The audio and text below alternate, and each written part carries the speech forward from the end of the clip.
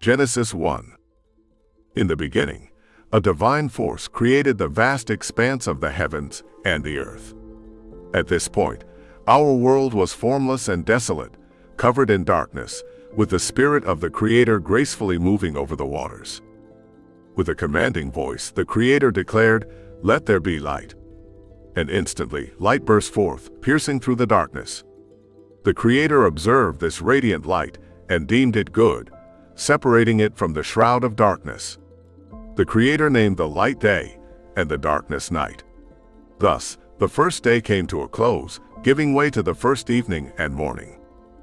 Continuing with the process of creation, the Creator spoke again, saying, "Let there be a vast expanse in the midst of the waters, dividing the waters from above and below." As the words echoed, a magnificent vault stretched out, separating the waters beneath it from the waters above.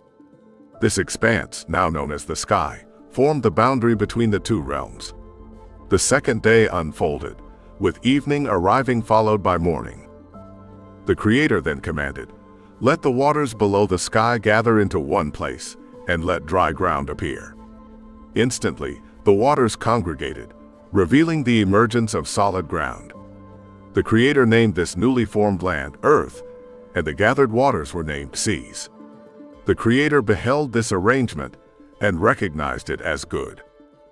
Next, the Creator spoke, "Let the land sprout with various kinds of plants, including seed-bearing vegetation and fruit-bearing trees." And so it was. The land flourished, bringing forth an abundance of plants and trees, each carrying seeds within their own kind. The Creator marveled at this display of life and declared it good. Evening fell, and morning arrived, marking the passing of the third day. Then the Creator commanded, "Let there be celestial bodies adorning the sky, distinguishing the day from the night. Let them serve as markers of sacred times, days, and years. And may they illuminate the earth." In response, the Creator crafted two great luminaries: the sun, radiating its brilliance to govern the day, and the moon, shining with a gentle glow to govern the night. The Creator also scattered countless stars across the vast expanse of the sky. These celestial marvels bestowed their light upon the earth, providing illumination and rhythm. The Creator admired the celestial spectacle and acknowledged it as good. The fourth day drew to a close with evening and morning. Then the Creator spoke into the waters, commanding, "Let them teem with living creatures, and let birds soar across the expanse of the sky." The divine words brought forth a wondrous array of creatures in the waters, magnificent sea creatures, and all manner of living beings moving within them. Furthermore, the sky became adorned with an array of winged creatures, each according to its own kind. The Creator delighted in this flourishing biodiversity and proclaimed it good. Evening arrived, followed by morning, signifying the culmination of the fifth day. Now the Creator declared, "Let the land abound with living creatures, livestock, animals that roam the earth, and wild beasts, each according to its kind." Miraculously, the land became populated with diverse species, including the majestic beasts of the wild, the domesticated livestock, and all manner of creatures that traverse the earth. The Creator observed this remarkable tapestry of life and pronounced it good. Finally, the Creator spoke, saying, "Let us fashion humanity in our own image, reflecting our likeness. They shall have dominion over the fish of the sea, the birds of the sky, the livestock, all creatures that roam the earth, and every living thing on this land." And so it was. In accordance with this divine decree, humanity was created, an embodiment of the Creator's image, both male and female. The Creator extended blessings to humanity, urging them to multiply and thrive, to fill the earth and bring it under their stewardship. Humanity was given the authority to rule over the fish, the birds, and every living creature that inhabited the land. Moreover, the Creator provided sustenance for all living beings. Every seed-bearing plant and fruit-bearing tree became a gift for humanity's nourishment. Likewise, every green plant became sustenance for all the animals and birds, every living creature that possessed the breath of life. This divine arrangement unfolded exactly as intended. As the Creator surveyed the entirety of creation, a sense of deep satisfaction filled the divine heart. Everything that had been brought into existence was truly remarkable and held great value. Evening descended, followed by morning, marking the completion of the sixth day. The Creator beheld all that had been accomplished and acknowledged it as exceedingly good.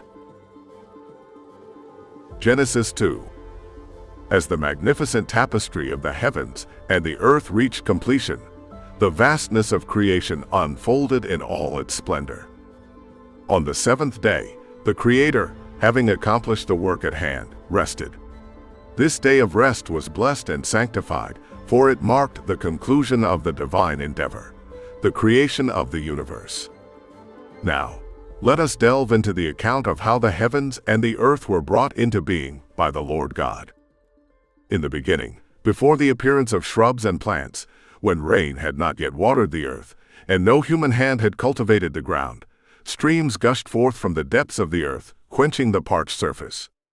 And it was here, in this divine landscape, that the Lord God formed a man from the dust of the ground. With a breath of life, the man became a living being, intricately woven with the essence of existence. In the east, within a place called Eden, the Lord God planted a magnificent garden, resplendent with alluring trees, pleasing to the eye and bountiful in their provision. At the heart of this garden, two remarkable trees stood, the tree of life and the tree of the knowledge of good and evil. A river flowed through this garden, emanating from Eden and branching into four mighty streams. The first, known as Pishon, meandered through the land of Havilah, where precious gold and other valuable resources abounded. The second river, Gihon, flowed through the land of Cush. The third, Tigris, gracefully traced its path along the eastern side of Ashur. And finally, the Euphrates completed the quartet of rivers. The Lord God placed the man in the Garden of Eden, entrusting him with the responsibility of tending to its lush abundance. The man was granted freedom to partake of the fruit from any tree in the garden, except for the tree of the knowledge of good and evil. For it was forewarned that consuming its fruit would result in death. Recognizing that it was not good for the man to be alone, the Lord God decided to create a suitable companion, a helper. All the wild animals and birds were formed from the earth by the Lord God, and brought before the man, who gave each creature its distinctive name. Yet among them, no suitable helper for the man could be found. In a deep slumber, the man was enveloped, and from his side the Lord God extracted a rib, skillfully closing the void with flesh. With this rib, the Lord God fashioned a woman and presented her to the man. Overwhelmed with awe, the man exclaimed, "This is now bone of my bones and flesh of my flesh. She shall be called woman, for she was taken out of man." Thus, the sacred bond between man and woman was established, a profound union where a man would leave his parents to be united with his wife, becoming one flesh. In their pristine state of existence, Adam and his wife lived in perfect harmony with one another and with the world around them. They experienced a purity untouched by shame, unencumbered by the need for concealment. And so, the story of Adam and Eve, the first human beings, unfolded in the remarkable setting of the Garden of Eden, where the mysteries of creation and the essence of human connection intertwined in profound ways. Genesis 3. In the serene paradise of the Garden of Eden, a serpent, cunning beyond compare, approached the woman and questioned the instructions given by God. "Did God really say that you cannot eat from any tree in this splendid garden?" the serpent inquired. The woman replied, correcting the serpent's misconception. "We are free to eat the fruit of all the trees in the garden," she explained, "except for the tree in the middle.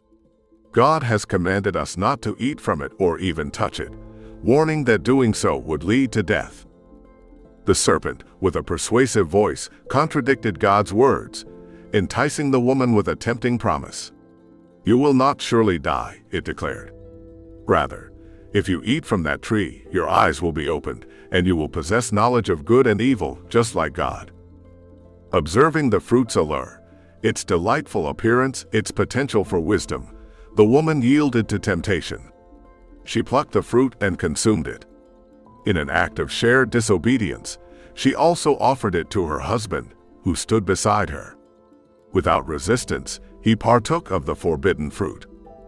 Suddenly, their eyes were opened to a new reality.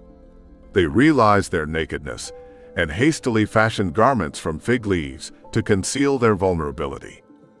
As the sun began to wane, the Lord God walked in the garden seeking their presence. But Adam and Eve, now aware of their transgression, hid themselves among the trees. God called out, "Where are you?" Fearfully, Adam emerged, admitting, "I heard your presence in the garden, and I was afraid because of my nakedness. So I hid." God questioned, "Who told you that you were naked? Have you eaten from the tree that I explicitly forbade you to eat from?" Adam, shifting blame, pointed to the woman whom God had given him as a companion. "She gave me the fruit, and I ate," he confessed. Turning to the woman, God inquired, "What have you done?" With regret, she replied, "The serpent deceived me, and I ate." Consequently, the Lord God pronounced curses upon the serpent. It would forever crawl on its belly, consuming dust. An eternal animosity between the serpent and humanity would persist, culminating in the eventual victory of the offspring of the woman over the serpent. Addressing the woman, God spoke of the consequences of her actions. Childbearing would be accompanied by intense pain, and the relationship dynamics between husbands and wives would be marked by struggle, with the man assuming a position of authority. To Adam, God declared that the ground would be cursed because of his disobedience. Obtaining sustenance from the earth would become laborious, with thorns and thistles hindering his efforts. By the sweat of his brow, Adam would toil until his eventual return to the dust from which he was formed. Adam, recognizing the significance of the woman's role as the mother of all living beings, named her Eve. In an act of compassion, the Lord God fashioned garments from animal skins to clothe Adam and Eve, shielding them from their newfound awareness of vulnerability. Concerned that Adam, having gained knowledge of good and evil, might also partake of the tree of life and live eternally, God banished him from the Garden of Eden. Placing cherubim and a flaming sword at the eastern entrance, God ensured that Adam could no longer access the tree and its life-sustaining powers.